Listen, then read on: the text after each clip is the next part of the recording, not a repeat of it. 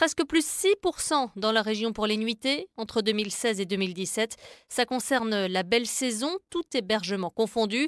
Et ça va mieux pour les hôtels, notamment, explique Harald de Pons, président du club hôtelier d'Avignon, plus 10% sur un an. Les 4 dernières années ont été très très mauvaises. Les 2 premières années, le choc de la bourse, ce qui fait que notamment les Américains ont boudé la France. Les 2 autres années, c'est les attentats. On a un petit retour de toute la clientèle asiatique. Retour, oui, de certains étrangers, acquiesce Julien Olivier, qui vend des nappes dans le quartier de la Balance à Avignon. Les Américains reviennent, la clientèle chinoise.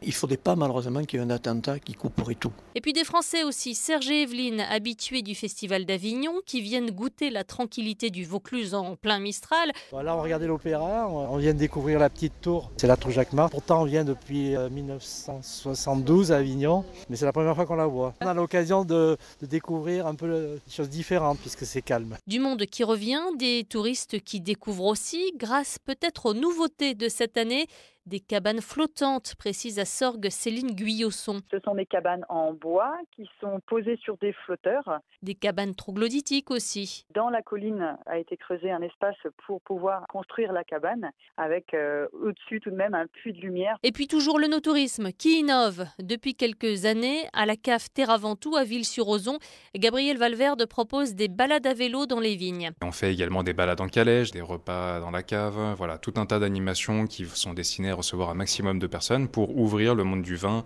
au plus grand nombre. Des touristes, oui, mais pas grand monde pour acheter. Conséquence, trop de stock chez Marie-Pierre, chez Rouge Pivoine, rue de la Balance, le quartier touristique d'Avignon. Elle vend des parfums et des torchons.